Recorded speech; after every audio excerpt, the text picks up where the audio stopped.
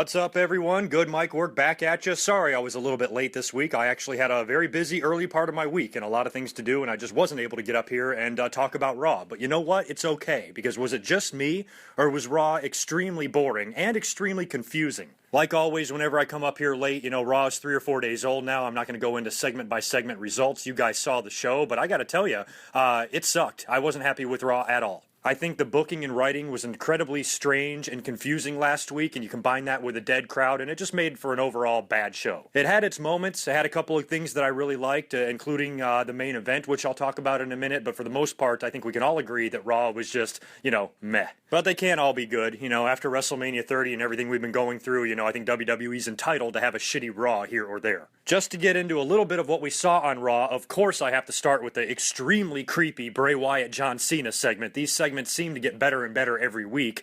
This one was awesome. They bring out a goddamn children's choir, and they're singing that he's got the whole world in his hands song. They're all coming down the ring, circling the ring, and then they all put on the fucking goat masks. And one of the little bastards is sitting on Bray Wyatt's lap. I mean, unbelievably creepy, and I thought it was awesome. I think I tweeted that I thought John Cena's Make-A-Wish kids had turned on him. I actually have to say, I don't mind this storyline. I know there's a lot of concern with Bray Wyatt beating John Cena. A lot of people are really concerned about that, but if you watch, how the storyline is progressing, this is really interesting how they're, it seems like they do this all the time, but they're tying in, weaving into the storyline that a lot of fans don't like John Cena. They threw him under the bus the week before when they voted him to face all three members of the Wyatt family. Even when John Cena's out to the ring, he's asking the fans why. WWE's just teasing everybody. They are not going to go through with a John Cena heel turn. They're just never going to do it as long as he's selling the merchandise that he's selling, period. I've ranted and raved for 4 years on people who say John Cena needs to turn heel and so stupid, the same character, blah, blah, blah. At the end of the day, none of your arguments matter. It's a business, and that's all the WWE cares about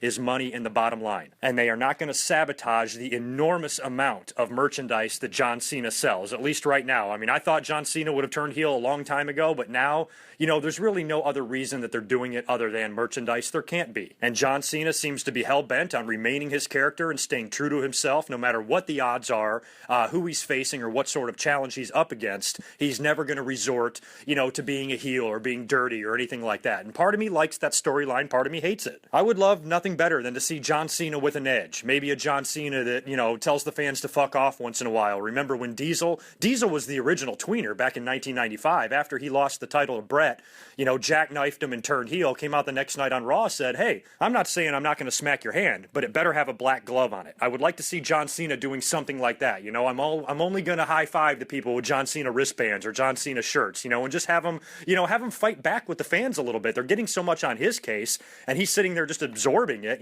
He's the big star. He's the one on top of the wrestling world. He's the one making millions of dollars. He's the one with the hot girlfriend. Everybody else who's criticizing him are probably little pieces of shit. And I would love nothing better than for John Cena to tell them that one day. But as far as his feud with Bray Wyatt, it just seems like the WWE just continues to tease the fans just for the reasons that I pointed out earlier with the merchandise. I don't think John Cena is going to be able to turn heel, but at least with this Bray Wyatt stuff, they're really making John Cena question himself, question the fans' loyalty towards him, and doing everything possible to make the fans think that John Cena is facing the biggest challenge of his career. And I gotta tell you, people aren't going to like this, but the way the storyline has been progressing on TV, I've said right from day one, right from the time that this feud started, that Bray Wyatt needs to defeat John Cena. I would have preferred Bray Wyatt win at WrestleMania. To me, that would have been better. Bray Wyatt scores a victory over John Cena at WrestleMania, the biggest stage of them all, a stage that he has owned in previous years. He loses a match like that to a young up-and-comer like Bray Wyatt. I think that could have been the foundation for the storyline. John Cena questioning himself, questioning his own mortality a little bit. I would have loved to see that. I think Bray Wyatt could have easily beaten John Cena at WrestleMania, and the storyline could have continued on right now, just as they're doing. But the way it looks, and the way the past few segments on Raw have gone, I almost think that John Cena's going to win again. And I know that's going to piss everybody off, but maybe the WWE is structuring this in a way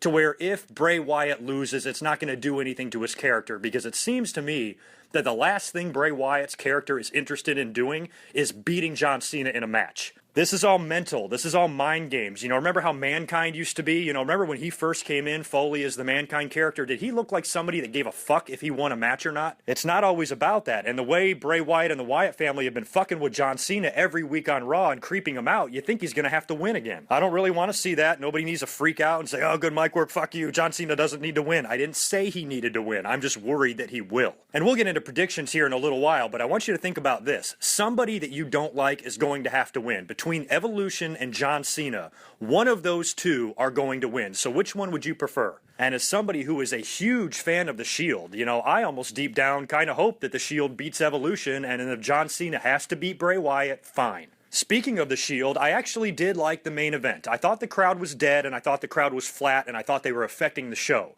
And the Randy Orton versus Roman Reigns match wasn't that great, but it was still good. I think they were practicing that match on their overseas tour that they just came back from, because I think Roman Reigns actually beat Randy Orton one of those nights on the show tour. So they had the match on Raw. You knew before the match started that it was going to turn into a big fucking clusterfuck, and the two factions were going to wind up brawling to go off the air to set up their big Extreme Rules match. And that's exactly what happened. I think somebody ran in and stopped the pin before Roman Reigns was going to beat Randy Orton, and the Shield actually starts getting their asses kicked by Evolution hardcore. Here you see Evolution tearing the hell out of the Shield, fucking up the announce tables. They've ripped off their little suits, and now they got their shirts off, and they're just kicking the crap out of the Shield. And I'm thinking to myself, great, Raw's going to go off the air with Evolution standing over a beaten down Shield, and that nearly guarantees a Shield victory at Extreme Rules. But no. The Shield actually fought back. You know why? Because they're the hounds of fucking justice and they're badass. They took that humongous beating from Evolution and still got up and wound up backing them off and throwing them out of the ring and standing tall like only the Shield can do. I think these guys are fucking awesome, and Good Mic Work is going to cry a river of tears when they finally break this faction up.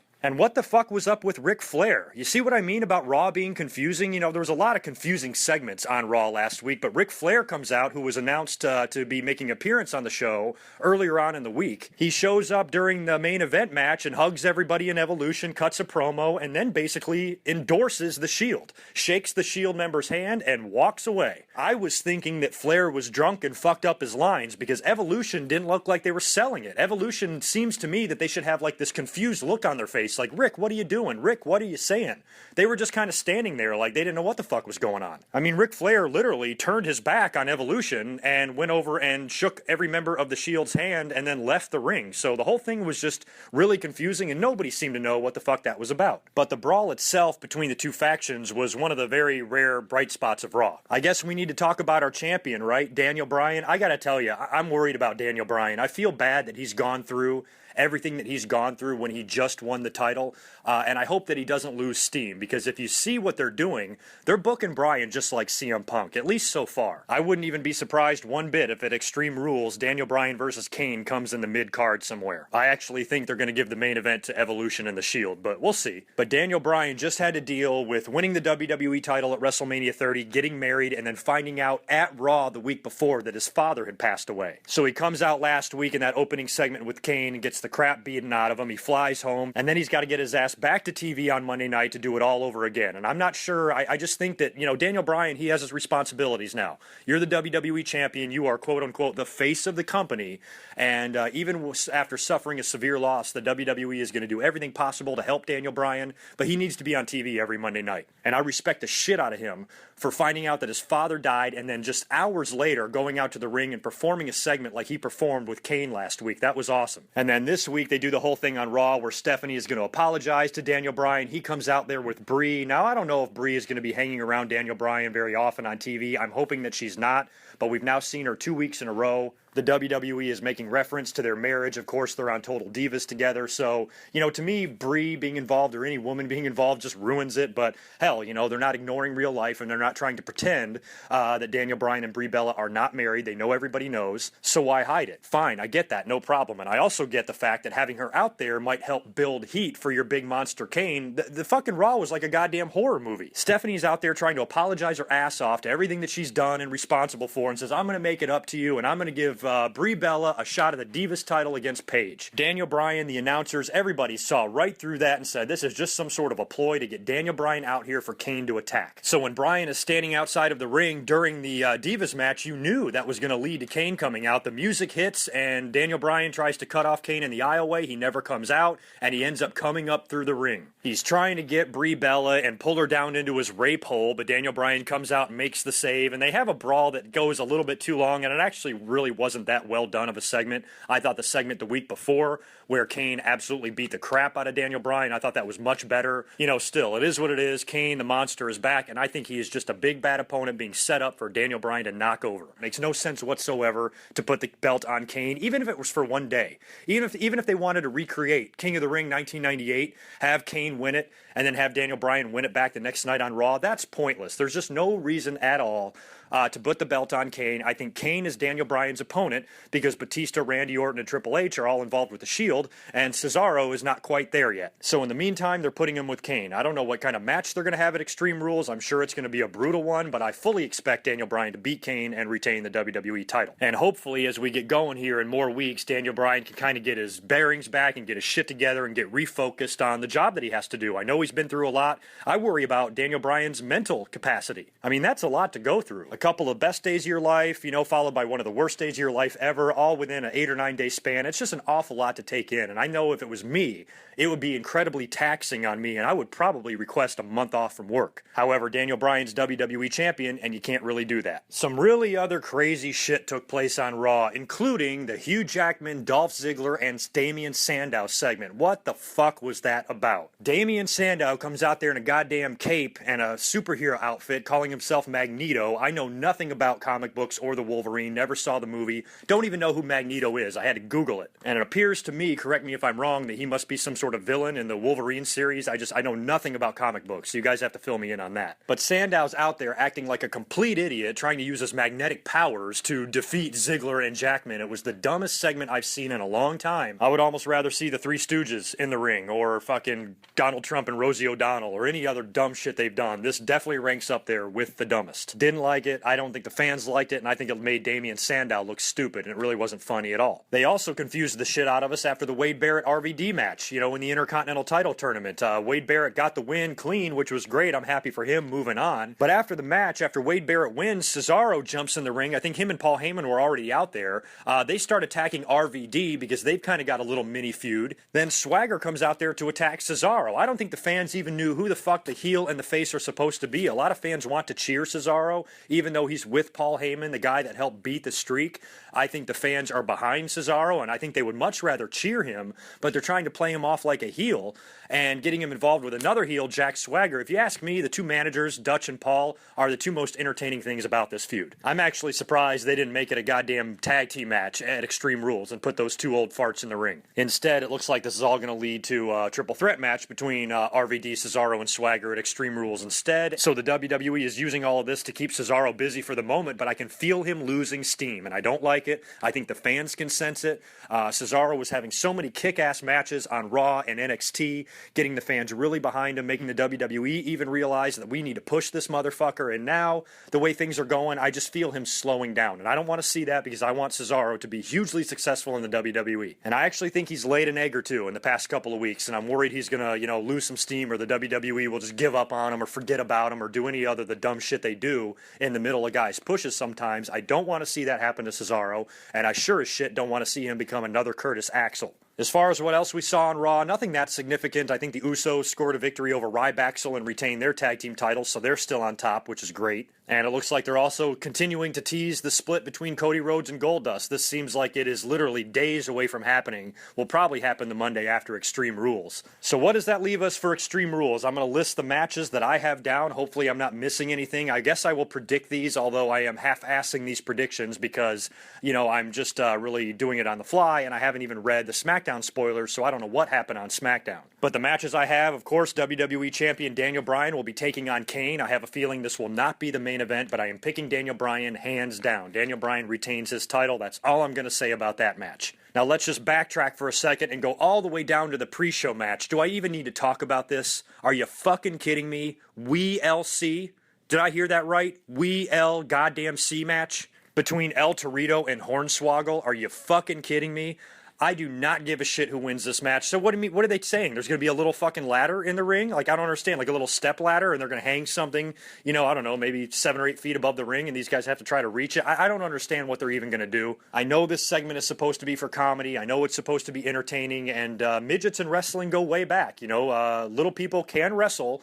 They have a long history and a long tradition in the business, but this match is goofy as fuck, and I hate it. And you know what my prediction is? My prediction is I don't give a rat's fuck ass who wins. That's my prediction. Speaking of not giving a rat's fuck ass who wins, beautiful Paige will be defending her Divas title against Tamina. Now for this one, I'm just going to use good mic work logic to predict the winner. I don't know who they're going to go over with this. I guess you could give the belt to Tamina to set up a return for AJ, you know, who's going to be coming back probably in the next week or two. So if she comes back to find that Tamina has the belt, that's a built-in storyline right there. But at the same time, they would not have given the belt to Paige if they didn't want to keep it on Paige for a little while. So I actually think that Paige is going to somehow retain the title. Hell, maybe AJ reappears at the pay-per-view and helps fucking Paige win, or maybe she accidentally screws over Tamina, leading to a feud between them. But either way, whatever the hell happens, I think Paige will hang on to the Divas title for a little while longer. They're giving us a handicap match. Alexander Rusev will be taking on 2 guys, R-Truth and Xavier Woods. I think it's pretty safe to say that we know who's going to win this match. Is anybody out there picking R-Truth and Xavier Woods?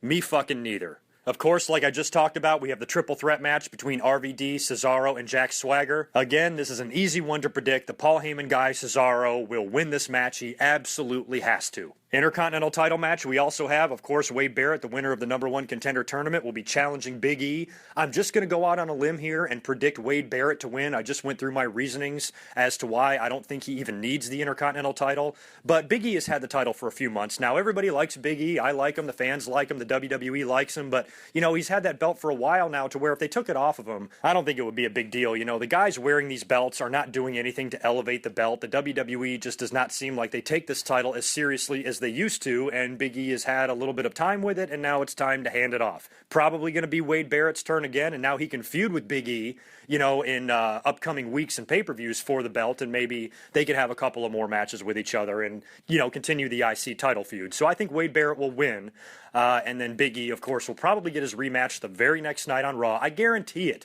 I will guarantee you right now that Big E versus Wade Barrett will happen this Monday night on Raw. No matter who wins, I bet you they'll just do a rematch anyway. That's what the WWE does. John Cena and Bray Wyatt, I gotta tell you, this is a really tough one to predict. John Cena won at WrestleMania. I said right from the beginning, once he won that match, I have no doubt that Bray Wyatt will wind up getting one over on John Cena. And I think Bray Wyatt will defeat John Cena at Extreme Rules. However, judging from the way the storyline has been going, I'm nervous, like I said earlier, that John Cena might win again. If Bray Wyatt was able to defeat John Cena, I think that could launch Bray Wyatt into a title program with Daniel Bryan throughout the summer, because the Shield and Evolution are going to be mixing it up with each other. They're building for a Roman Reigns versus somebody match at SummerSlam, and Bray Wyatt and Daniel Bryan have unfinished business. A win over John Cena would automatically put Bray right into the title picture, and I can see him working a couple of matches with Daniel Bryan, you know, in May, June, or July. So for that reason alone, Bray Wyatt, I predict, will beat John Cena at Extreme Rules, even though I'm sort of worried he's going to lose. And you know what that means. Doesn't really make me very happy, but since I picked Bray Wyatt, or predicted Bray Wyatt to beat John Cena, I think I have to predict Evolution to beat the Shield. God, I hate to say that, but I actually think it's going to happen. I'm not saying it's going to be a clean victory. I'm not saying it's going to be a Triple H burial or anything like that. I just think that after what Evolution did at WrestleMania,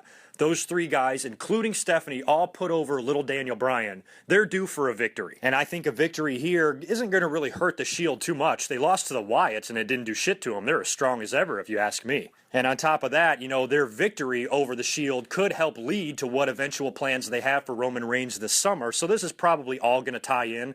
So I actually think that Evolution is going to defeat the Shield. And I even wouldn't be surprised if Ric Flair played a role in this thing, because if you think about it, what the hell was his purpose on Raw? I mean, what was the point of even bringing Ric Flair out there? Maybe they purposely brought him out there to confuse the fans a little bit, and then if Ric Flair makes an appearance at Extreme Rules, people aren't going to know who he's there to help, and he could be behind Evolution all along. And maybe Ric Flair can do something to distract the Shield or cause some sort of problems out there to where the Shield goes down to Evolution. So I kind of see something like that happening. And I so badly want to see a couple of more matches between Daniel Bryan and Bray Wyatt. That's why I'm predicting Bray Wyatt to defeat John Cena, because it's just what I want to see happen. If the Shield loses, they've got plenty of time to make up ground, and they're going to be seeing Evolution again. Where if John Cena beats Bray Wyatt again, I don't know where they go from here with Bray Wyatt. And Cena and Wyatt are in a cage, so I can really see the Wyatt family doing something, to corner John Cena, or having some sort of tricks. Maybe they come up through the ring like Kane did last week, or do something creepy or weird or something,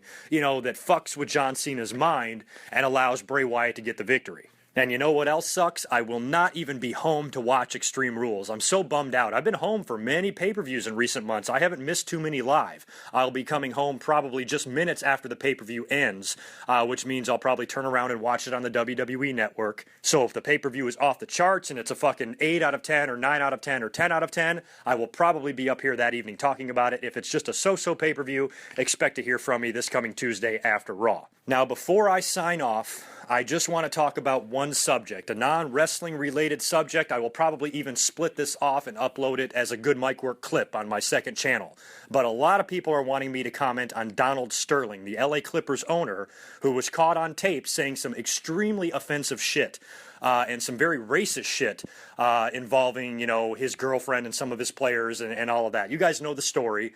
NBA came down hard on him, banning him for life, $2.5 million fine, and if the owners vote 75% to oust him out of his team, he's going to have to sell the team.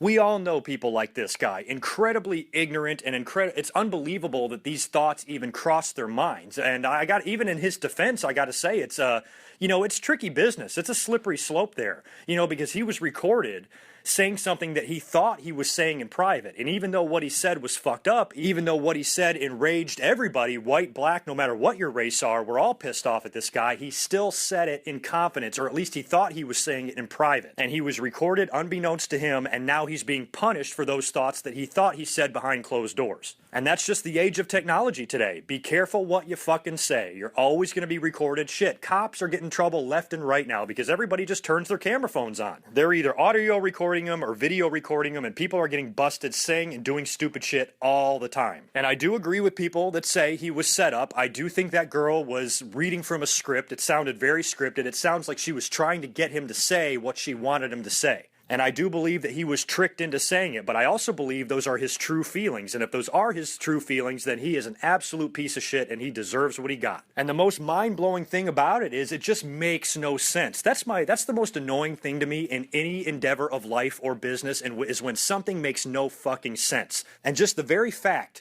that an NBA owner living in Los Angeles with a girlfriend that's half Mexican and half black, for somebody like that to be a racist makes absolutely no sense whatsoever, and it's almost fucking comical. If I felt bad for anybody, I felt bad for the players on the Clippers. Doc Rivers just got there. This was his first year. He came over from Boston. He wanted to be there. They've got a great team. They have a legitimate shot to go to the NBA Finals. They might still be a year or two away from getting over that hump, but they got a great coach and they got a great group of players, and Chris Paul is a fantastic talent. And I think they easily have what it takes, to make it through the West one of these days. But with all of these distractions, I don't know if they're going to get there this year, but I definitely do think they have the talent. And I feel bad for all of them. Those guys worked so hard all year.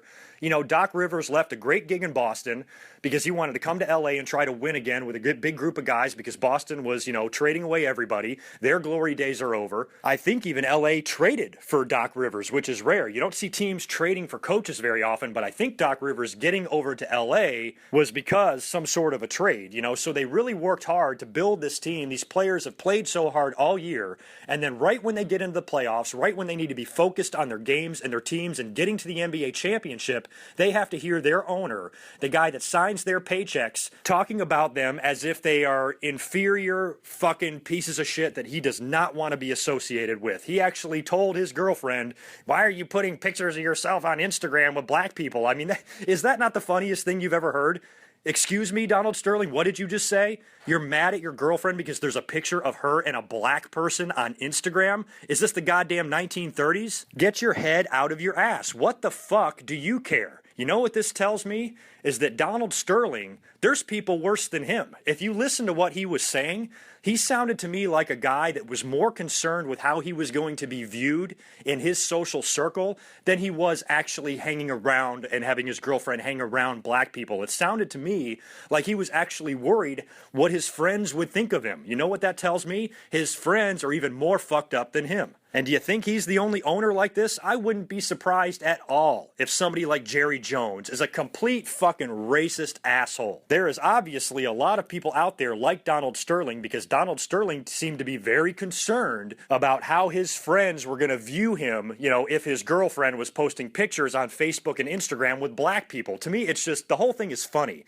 And the guy has lost his team, been fined millions of dollars, and has been banned for life, which is really, what, fucking 5 years till the fucker croaks? He lost all of this stuff and suffered the most devastating blow of his life just because he didn't know when to shut his fucking mouth. When you're arguing with a woman, just shut up. Just don't even let it get that far. Why continue the conversation? Women are impossible to argue with. You don't need to do it. You're not going to get anywhere, and you're going to wind up fucked over in the end. And that's exactly what happened to him. The racist bastard got what he deserved. He can fucking suck my dick. As far as where we go from here, I can't see the owners possibly not voting him out. It seems like the owners, just for their own reputation, you know, they're not going to want to be known as a group of people that said, okay, let's keep this racist asshole in the NBA. He is going to get voted out. And I think a few of the owners in the NBA who might actually share Don Sterling's beliefs are probably going to have to vote him out as well. They know they can't be caught saying shit like that. So everybody now is just going to probably have to vote him out for the good of the league, you know, and for the good of the game. And you know what else? For the good of humanity. It's 2014. We're still worried about if you're a white person hanging around with a black person or vice versa. Get the fuck out of here with that shit. What the hell is the matter with people? It is 2014. Why can't we all be adults? Why can't we all be mature? Think of how stupid we looked those years ago, where we were actually making black people drink from a separate water fountain, eat at different places than us, go to different schools than us, stand in different lines than us. It's absolutely unbelievable that that's sort of behavior in America actually took place one time. And we've now made so much progress from that, you know, even with most recently, you know, almost 8 years ago now, voting in a black president, you know, to me, it's just, you know, it restored my faith in humanity that maybe we actually aren't a bunch of selfish piece of shit bastards out there. Maybe we are moving forward. Forward progress. That's all I ever want out of America and out of people and out of politics. And when I hear shit like this from Donald Sterling, it is a sobering reminder that there is still a ton of hate and a ton of racism in this country on both sides. And I cannot wait until we one day get to a point where every single person is just looked at as a person. You're not a white guy, you're not a black guy, you're just a guy. Why we still have not been able to get to that point as a species, I have no idea. This is a big world. There are 7 billion people here. Tons of different races and tons of different cultures, and the fact that we still can't accept everybody as everybody. Oh, my race is the best, and where I live is the best, and this is the best. Me, my people. You know, all this shit. You know, I don't have people. Are you kidding me? White people aren't my people. I don't want anything to do with these fuckers. And if I was a black person, I wouldn't want to call them my people either. We're all people. It doesn't matter what color you are, where you were born. We are all people. Fuck you, Donald Sterling. I hope you guys feel the same way. I am out of here, sick of talking. Enjoy Extreme Rules, and I will catch you next Sunday night if the pay-per-view's good, or next Tuesday if the pay-per-view sucks. Until then, peace.